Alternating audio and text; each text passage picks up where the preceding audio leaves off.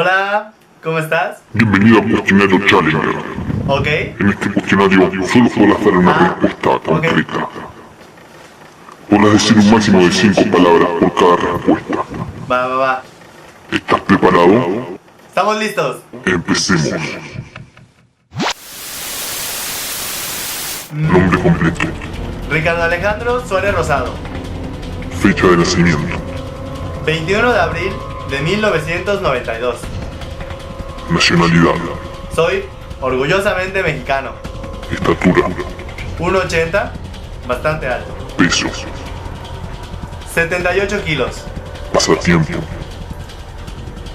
Ir al cine. Estilo de música. Variada, aunque me encanta la música clásica y electrónica. Músico favorito. No tengo uno como tal. Estilo de película. Comedia. Película favorita.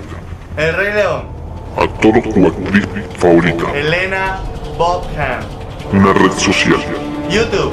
Una marca de ropa. Adidas. Un plato de comida. Los papazules. Un postre. Helado. Un familiar. Mi mamá. Un amigo. Tengo muchos amigos, pero en este caso diré a Carolina. Un recuerdo. Las tardes jugando con mis vecinos. Una costumbre. Dormir con aire acondicionado. Un deporte. El atletismo. Un deportista. No sé mucho de fútbol, pero diré a Cristiano Ronaldo. Último acierto. Crear mi página de YouTube. Último error. No haber ahorrado dinero. O habérmelo gastado. Este fue el cuestionario Challenger. Has pasado la prueba. ¿En serio? Te felicito. ¿En serio? ¡Yay! Bien. Amigos, muchísimas gracias por ver este tag.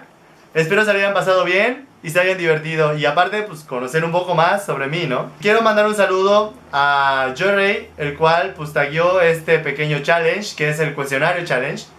Y pues nada, nos vemos en el siguiente video. Adiós.